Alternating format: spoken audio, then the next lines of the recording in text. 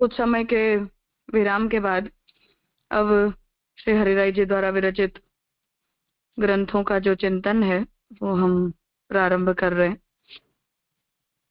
और अभी तक हरिराय वांग मुक्तावली के 2 भागों में हरिराय जी द्वारा विरचित ग्रंथों पर चिंतन करने के बाद अब हरिराय वांग मुक्तावली का जो 3य भाग है वहाँ श्री हरिराय जी द्वारा विरचित ग्रंथों में भी कुछ विषयों का चिंतन हम कर चुके हैं।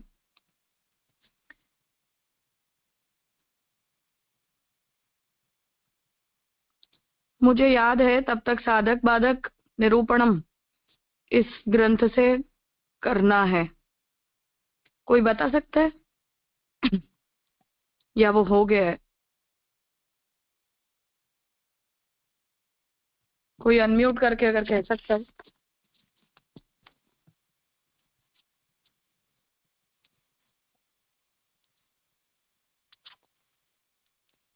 हाँ प्रणव भाई।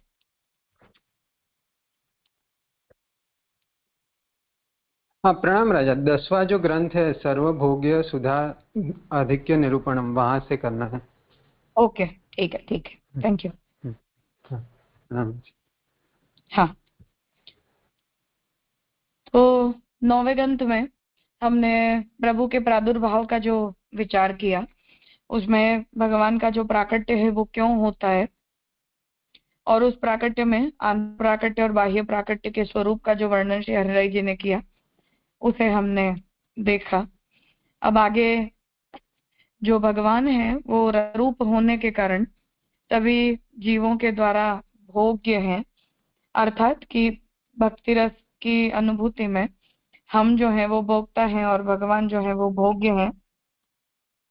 इस प्रकार का संबंध जो है वो हम देखते हैं। उस कॉन्टेक्स्ट में भगवान जो है वो सभी के द्वारा भोग्य हैं और अन्य जो भोग्य पदार्थ होते हैं उनके करते भगवद रस में आधिक्य है या श्रेष्ठता है, ऐसा निरूपण यहाँ हरिराय जी करते हैं। तो प्रथम श्लोक में आप आज्ञा करते कि भगवान रसात्मक हैं, उन्हीं प्रभु का यह अधर रस है, वह अधर रस मुख्य है ऐसा भी कहा जाता है। अब यदि भगवान रसरूप एवं अखंड है तो यह अधर रस उनसे अभिन्न एवं फिर मुख्य है ऐसा कैसे संभव है? अर्थात कि भगवान जो है वो पूर्णतः रसरूप है, तो भगवान की रसरूपता के संदर्भ में भगवान का कोई एक अंग उत्तम हो और अन्य अंग कनिष्ठ हो या अन्य अंग मध्यम हो, ऐसा तो हो नहीं सकता है। तो भगवान की जो उत्तमता है या भगवान की जो रसरूपता है वो पूर्ण रूप से होती है। उस वजह से यहाँ ये प्रश्न उपस्थित कर रहे हैं कि भगवान की रसरूपता का जो विचार है वो हमें पूर्ण दृष्टि से करना चाहिए या कोई एक कॉन्टेक्स्ट में भगवान की रसरूपता का स्वीकार करना चाहिए। तो उसे बता रहे हैं कि प्रभु में स्वयं तो इन रसों का भेद प्रकार है ही नहीं, अर्थात कि भगवान का तो प्रत्येक जो अंग है वो आनंद रूप करपाद मुखोदर आदि होने के कारण प्रभु के मस्तक से लेकर चरण पर्यंत प्रभु पूर्ण रूप से जो है वो आनंदात्मक है, पूर्णानंद रूप है। इसलिए भगवान के स्वरूप में तो इन रसों के अंदर कोई प्रकार का भेद होता नहीं है। उसी प्रकार रसशास्त्र ज्ञाताओं ने भी ऐसा कोई भेद कहा भी नहीं है, और उसी तरह जो रसशास्त्री हैं उन लोगों ने भी भगवद रस की अनुभूति कोई एक प्रकार से हो सकती है और अन्य प्रकार से नहीं हो सकती है, ऐसा कोई रेस्ट्रिक्शन बताया नहीं है। आम में अखंड ऐसे रस व्याप्त है, फिर भी बाहर का एवं अंदर का ऐसे 2 भेद रस के दिखाई देते हैं। उदाहरणार्थ आम में से जो रस बाहर निकाला जाता है ऐसा रस आम के छिलके एवं गुठली में नहीं होता। आम में रस का भेद नहीं है, परंतु रस का यथार्थ आस्वाद आम को छील कर रस को बाहर निकालने के बाद ही आ सकता है। जब तक वह आम में ही रहेगा वहां तक यथार्थ स्वाद का संपर्क नहीं होता है। इसी प्रकार रसात्मक प्रभु तथा उनके अधर में से बाहर झरने वाले रस में भेद प्रतीत होता है। यह अधर रस मुख्य है, उसका रसात्मक प्रभु के साथ अभेद कैसे योग्य है? यहाँ यह पूर्व पक्ष है। तो आपने ये उदाहरण दिया कि आम जो होता है वो जिस तरह से हर तरह से अंतरंग बहिरंग हर प्रकार से वो रस रूप होता है, उसकी पूर्णता होती है। फिर भी आम को जब तक हम छीलते नहीं है तब तक उसकी रस रूपता प्रकट नहीं होती या उसकी आनंद रूपता प्रकट नहीं होती है। उसी तरह से जो भगवान है, उन भगवान की भी रस रूपता का अनुभव सभी जीवों को अपने अपने अधिकारों के अनुरूप होता है, या अपनी अपनी योग्यता के अनुरूप, अपनी अपनी अवस्था के अनुरूप होता है। वस्तुतः आम के इन दोनों प्रकार के रसों में एकता भी होती है एवं भेद तारतम्य भी होता है। इसी प्रकार अदर रस का आद्य रसात्मक प्रभु से भेद जानना चाहिए। तो जो तादात्म्य संबंध का स्वीकार महाप्रभु जी जगत के विषय में करते हैं, तो भेद सहिष्णु अभेद भगवान और जगत के बीच में रहा हुआ है। तो उस तरह से रसानुभूति के अंदर भी भक्त और भगवान इन दोनों की एक रूपता भी होती है, और भक्त और भगवान इन दोनों के अंदर जो है वो किसी प्रकार के तारतम्य की भी संभावना होती है। हर एक प्रकार से इन दोनों प्रकार के रसों में एकत्व तो स्थित है ही, अतः अभेद स्थित होने पर भी अदर रस का मुख्यत्व है, ऐसा कहा जाता है। इस बात को ध्यान में रखते हुए ही अदर रस को श्रीमद वल्लभाचार्य जी ने आनंद का सारभूत कहा है। तो गोपी गीत के अंतर्गत महाप्रभु जी जो आज्ञा कर रहे हैं उसका तात्पर्य आप बता रहे हैं कि ब्रज भक्तों की योग्यता जो है वो अन्य भक्तों के करते उत्तम होने के कारण भगवद रस की अनुभूति जैसी अन्यों को होती है, उसके करते इन जीवों को जो है वो उत्तम प्रकार से भगवद रस की अनुभूति जो है वो होती है। उसी वजह से गोपिकाओं को जो भगवान के रस का अनुभव हुआ उसकी श्रेष्ठता का यथाधिकार वर्णन जो है वो महाप्रभु जी ने किया है। वह अदर रस आनंद का सारभूत होने के कारण ही स्वामिनियों गोजनों को प्रभु के आश्लेष में उदर रस के प्रति मुख्य आदर है, और यह अदर रस द्वारा ही उन गोपीजनों को आश्लेष का अधिकार है। तो ब्रजभक्तों की उस उत्तम अवस्था को देखते हुए ही उन्हें हुई रसानुभूति की श्रेष्ठता को महाप्रभु जी ने कहा है। प्रभु का विरह होने पर प्रभु दूर दूर रहकर बंसी का नाद करते थे, इसी कारण गोपीजनों का जीवन टिका हुआ था। वहां भी बंसी से प्रभु के अदर रस के आस्वाद का अनुभव गोपीजनों को मिलता ही रहता था। इस कारण ही अदर रस का रस ही मुख्य है, ऐसा समझना चाहिए। इस पर से यह समझा जाएगा कि जिस अदरामृत सुधा रस का सर्वत्र आस्वादन किया जा सके वही सर्वश्रेष्ठ है। तो महाप्रभु जी यहाँ ये आज्ञा करते हैं कि उस वेणुनाद को महाप्रभु जी ने गोपी गीत में ब्रह्मनाद कहा है, अर्थात कि भगवान की जो है वो आवाज है, वो प्रभु जो है वो अपनी आत्मरति को भक्तों को उस आत्मरति को पहुंचाकर और भक्तों को जो है वो अपनी आत्मरति की ओर इनवाइट कर रहे हैं। तो महाप्रभु जी जो है वो ये आज्ञा कर रहे हैं कि इस प्रकार की आत्मरति का जो अनुभव है वो भक्तों को होता है, और इस प्रकार की आत्मरति भगवान वेणुनाथ के द्वारा जैसे शेयर करते हैं उससे भक्तों का जीवन टिकता है। और फिर जब उस पूर्ण रस का अनुभव करने की भक्त जनों में योग्यता आ गई तो वेणुनाथ के द्वारा भगवान ने उन्हें अपनी तरफ बुलाया। इस तरह वो रस का जो प्रवाह है वो भगवान अपनी योग्यता के अनुरूप भक्तों के बीच में प्रवाहित करते हैं, और ऐसी योग्यता से भक्तों के अंदर उस रस का अनुभव करने की अवस्थाएं प्रकट होती है। जो साधन निरोध के विषय में हम देखते हैं कि हमें निरुद्ध करने का साधन अपनी अपनी अवस्था, अपने अपने गुण भाव और स्वरूप के अनुरूप भगवान स्वयं करते हैं। तो इसे काम भाव को भगवान ने प्रकट किया है उस दृष्टि से नहीं समझना है, जैसा कि हम देख चुके हैं लालू भट्ट जी द्वारा विरचित ग्रंथ में। तो लालू भट्ट जी ने वहां ग्रंथ में ये आज्ञा दी कि भगवान जो है वो इस तरह से भक्तों के अंदर अपने सामर्थ्य का, अपने अधिकार का और अपनी अवस्था रूप अनुरूप फल का जो है वो स्थापन करते हैं। तो उस प्रकार के फल के आवेश से या उस प्रकार के फल के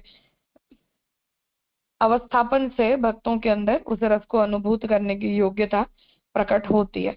तो उसे हम भगवत्कृत साधन के अर्थ में साधन निरोध कहते हैं, और जब उन भक्तों का भगवान में अपने अपने भाव, अधिकार और अवस्था के अनुरूप निरोध सिद्ध हो जाता है, तो फिर उस अवस्था को हम फल निरोध कहते हैं। तो उसी का वर्णन यहाँ श्री हरिराय जी इस ग्रंथ में कर रहे हैं।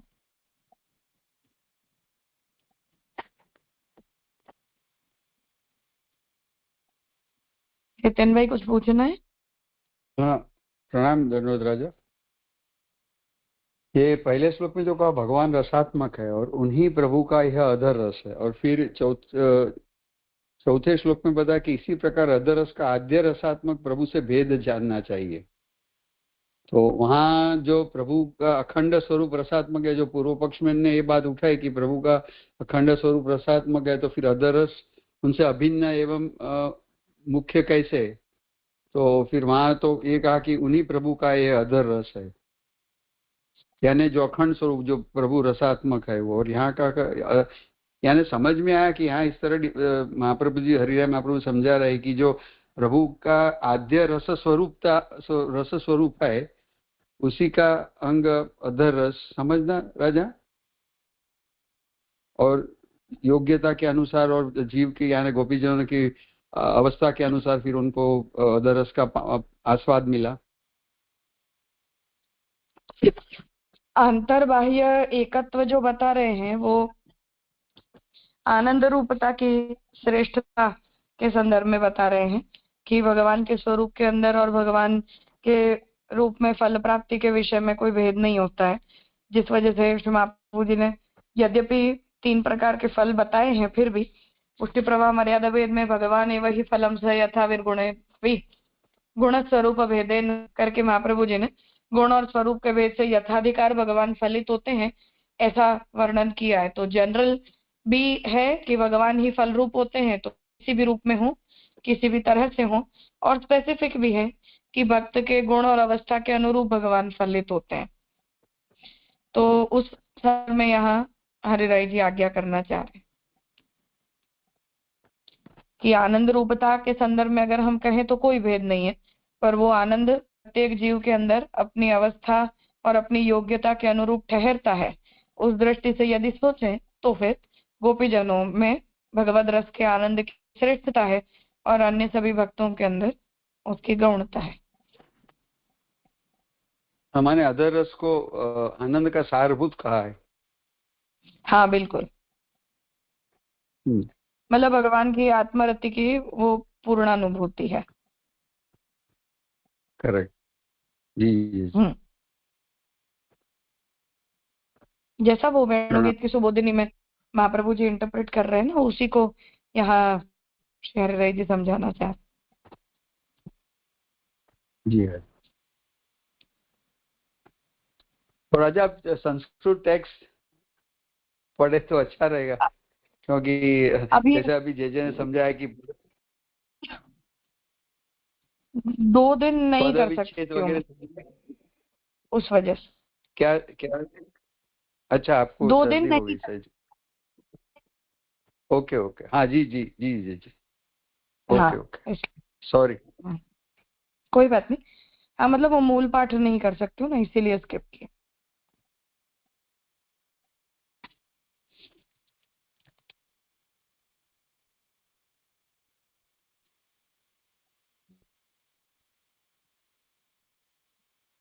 ठीक है ब्रह्म तो अब हाँ बोलो।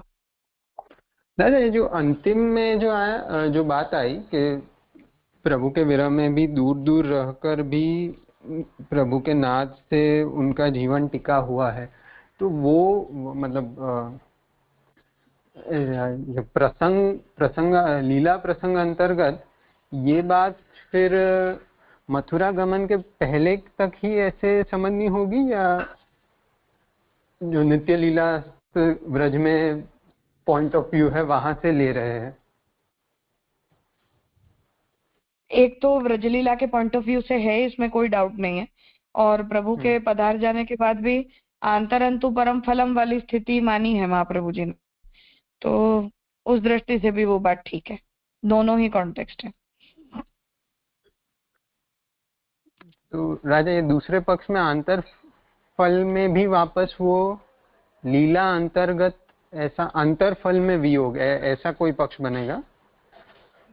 मतलब हाँ, क्योंकि जीवन महाप्रभु जी टीका ने उसे पूर्ण वियोग नहीं माना है। वो गुणगान से जो उनकी जीवन उनका चल रहा है उस वजह से संयोग है और स्वरूपतः वियोग है। इसलिए आंतरंतु परम फलम में जो हमने पहले समझा था कि वो आंतर और बाह्य की जो साइकिल चलती रहती है, उस साइकिल की वजह से हम इस स्वरूप को इस तरह से मानते हैं। तो आंतरंतु परम फलम का मतलब कि संयोग फल नहीं और विप्रयोग फल है, ऐसा नहीं है। पर जिस व्यक्ति ने कभी संयोग का अनुभव किया न हो या संयुक्त अवस्था में भगवद रस का अनुभव न किया हो, उसे केवल आंतर रस की अनुभूति हो नहीं सकती है। तो उस वजह से महाप्रभु जी ने दोनों संदर्भ में उसका स्वीकार किया।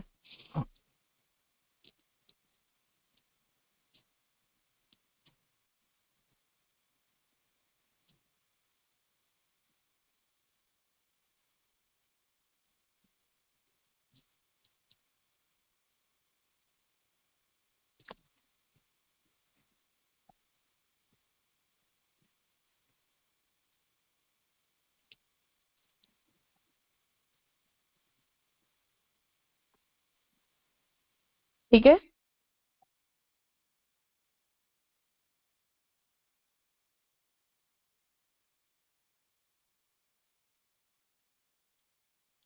ओके, तो भगवद आनंद रूप आनंद रस की अनुभूति को लेकर इस ग्रंथ को श्री राय जी ने प्रकट किया। अब आगे श्रीमद प्रभो योनि योनि निरूपणम। यहाँ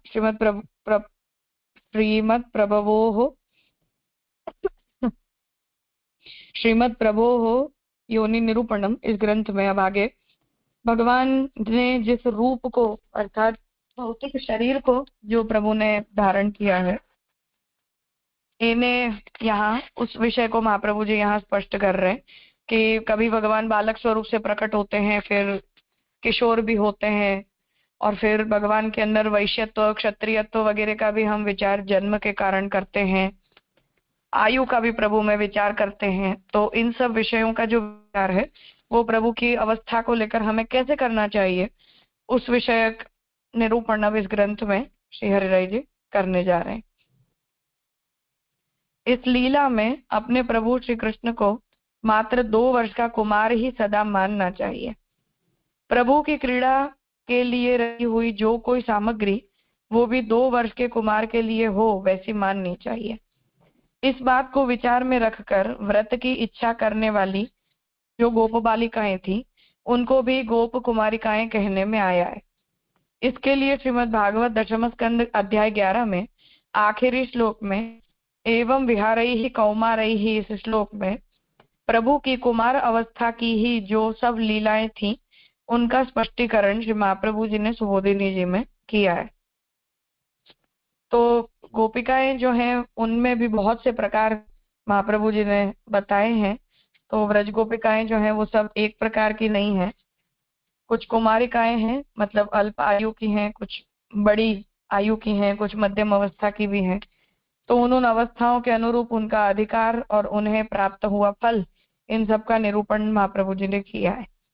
तो भगवान जो है वो कुमार अवस्था तक व्रज में विराजे हैं, और उस अवस्था के बाद आप जो है वो मथुरा पधार गए हैं, जिस रूप में उनकी पुष्टि रूपता या पुष्टि फलरूपता का विचार जो है वो हम नहीं करते हैं।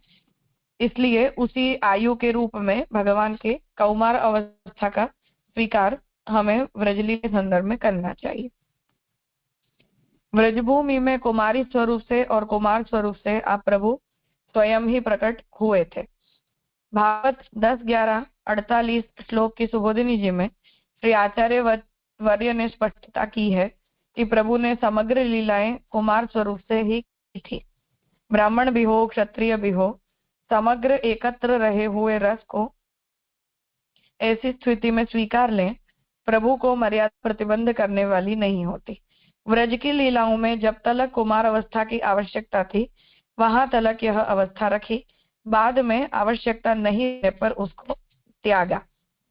तो भगवान ने जब तक अपनी कुमार अवस्था से जिन भक्तों को फल प्रदान करने की भगवान में योग्यता है या भगवान की ऐसी इच्छा है, तब तक भगवान ने उस अवस्था का स्वीकार किया है।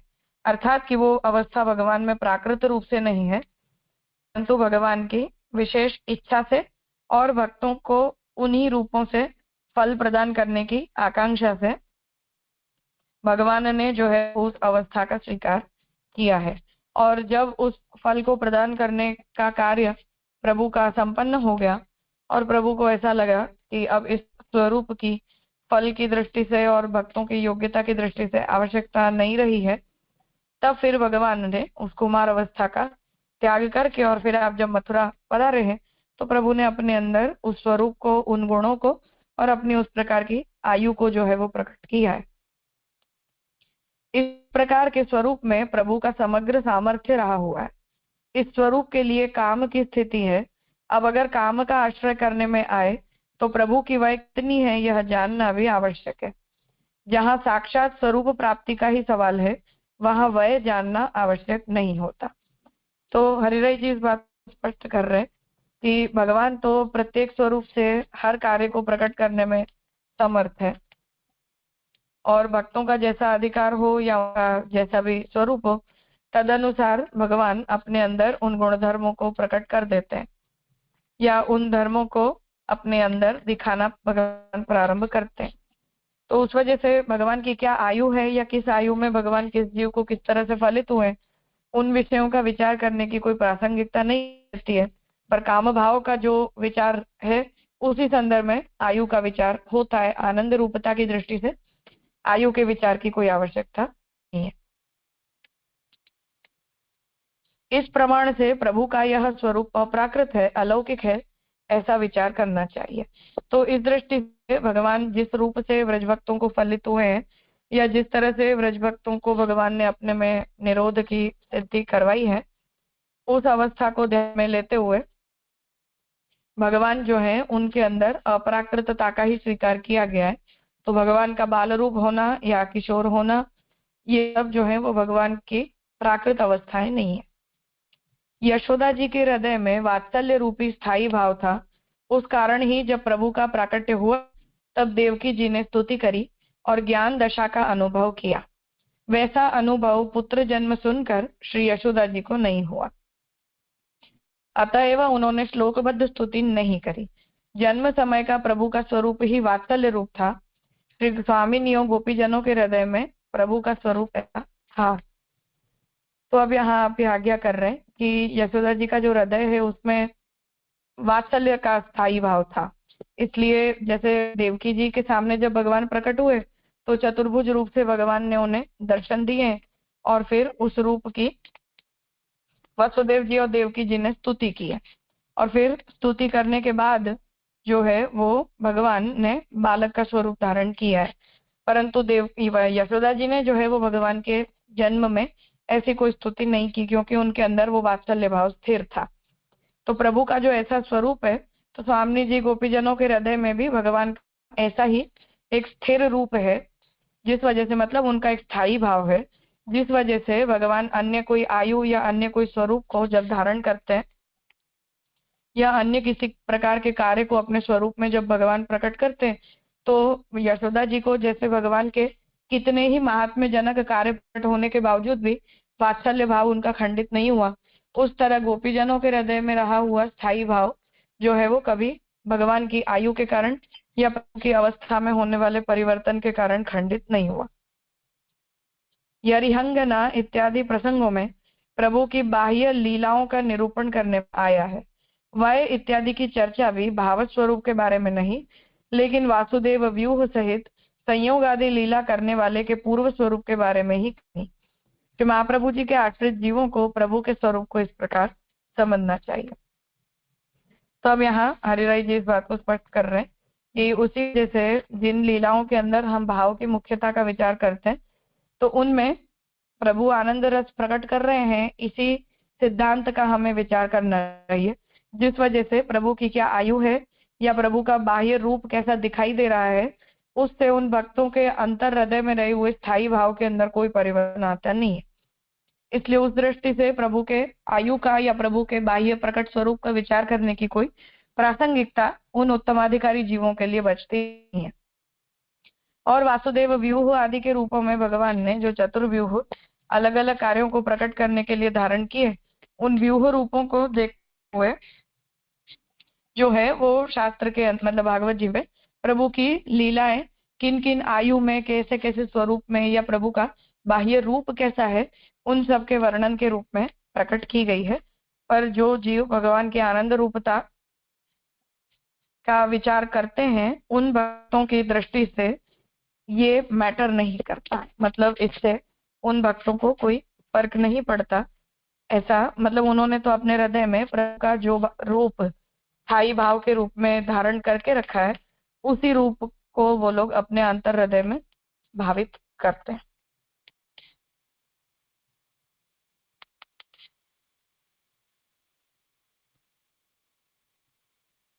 कुछ पूछना है?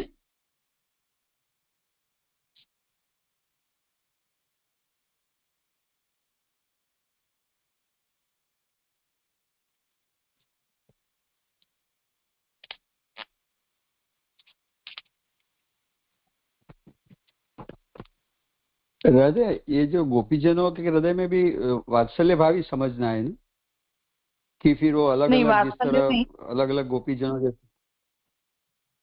पर स्थायी नहीं, भाव मतलब यानी नहीं, आप बोल लीजिए। हाँ जी राजा। नहीं ठीक है, बराबर। मैं इतना ही पूछता हूँ कि क्योंकि यहाँ ऐसा कहा ना कि जैसे यशोदा जी के हृदय में भाव था, आपने समझा है कि उनका स्थायी भाव वात्सल्य रूप था, और स्वामिनियों और जी गोपीजनों के हृदय में प्रभु का स्वरूप ऐसा ही था। तो वो यानी वात्सल्य नहीं तो या तो फिर प्रेम का भाव, ऐसा यानी कौन सा स्थायी भाव समझना, मैं ये समझना चाहता हम लालू भट्ट जी के ग्रंथ के अनुसार उनमें भक्ति रस स्थायी है और उसके अंतर्गत श्रृंगार है, ऐसा ही स्थायी भाव मान कहने का तात्पर्य कि वात्सल्य है ऐसा नहीं, पर उनके हृदय में भी प्रभु के विषय में एक स्थायी भाव है, और उस स्थायी भाव के होने के कारण ही प्रभु की आयु, प्रभु की अवस्था या प्रभु के बाह्य स्वरूप में हुए परिवर्तनों के कारण उन व्रज भक्तों को कोई फर्क नहीं पड़ रहा, ऐसा कहना चाह रहे। सच्ची बात है, बराबर जी राज।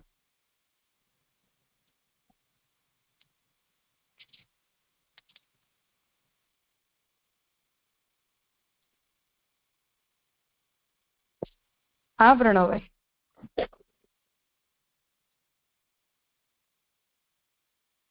हाँ प्रणाम राजा। ये शुरुआत जो की वहां पे 2 वर्ष की कुमार अवस्था, मतलब कोई विशेष कारण यही अवस्था या उसी को यहाँ पर इंगित करने के लिए? वो विषय मुझे भी एक बार जो रेफरेंस हरिराय जी दे रहे हैं ना, वहाँ की सुबोधनी से देखना पड़ेगा, इसलिए उस बारे में 2 दिनों के बाद ही मैं स्पष्ट कर पाऊंगी, या कल काका से डिस्कस करके उसके बाद। और अवस्था भी वापस कुमार कह रहे, यूं तो ये बाल्या अवस्था इस मतलब बाल फिर कुमार पौगंड, वैसे वो भी थोड़ा स्पष्ट नहीं हो रहा था कि इस अवस्था को कुमार अवस्था में कैसे निरूपण कर रहे हैं। हाँ, इसलिए मैं कह रही हूँ कि वो क्योंकि व्रजभक्तों के केस में कुमारिकाओं की अवस्थाएं अलग है और जो बड़ी गोपिकाएं हैं उनकी अवस्था अलग है, ऐसा तो हम देख रहे हैं, और उन लोगों को भगवान के प्रति अलग अलग प्रकार का भाव है, इस बारे में भी कोई शंका नहीं है। तो उन अवस्थाओं के बारे में तो हम ये डिफरेंशिएशन समझ सकते हैं, पर स्पेसिफिकली जो 2 वर्ष की एज लिखी है, वो जो रेफरेंस हरिराय जी भागवत जी के श्लोक का दे रहे हैं, वहां से मुझे एक बार देखना जी राजा। क्योंकि कुमारिकाओं के लिए वो अवस्था है, ऐसा भी एक बार के लिए कह सकते हैं, पर भगवान व्रज भक्तों को तो अपनी किशोर अवस्था में फलित हुए, तो सभी के लिए है ऐसा नहीं कहा जा सकता, पर वो रेफरेंस एक बार चेक करके फिर बताओ। जी राजा। ये जो ब्रजलीला का जो समय मीन्स ठाकुर जी की आयु के संदर्भ में 11 वर्ष और 52, वो कुछ आई मीन इतना वो नहीं है ना, मीन्स प्रमाण रूप, क्योंकि ऐसा मुझे बराबर परंपरा से मान्यता है और 52 दिन तो खैर एकदम बहुत स्पेसिफिक हो गया, पर 11 वर्ष तक तो ठीक है, कुमार अवस्था के रूप में हम मान सकते हैं इस बात को कि गोकुल में ठाकुर जी उससे आगे की आयु में नहीं विराजे, क्योंकि फिर तो किशोर मतलब उसके बाद की अवस्था तो टीनेजर वाली हो जाती है ना, बड़े हो जाते हैं। बराबर। तो 11 वर्ष तक की तो ठीक है, पर 52 दिन के विषय में भागवत के अतिरिक्त ब्रह्म वैवर्त वगैरह में अगर कोई ऐसा स्पेसिफिक उल्लेख हो तो पॉसिबल है, पर भागवत में 52 दिन को तो नहीं लिखा है, अवस्था के विषय में केवल स्पष्टता है। जी राइट। हम्म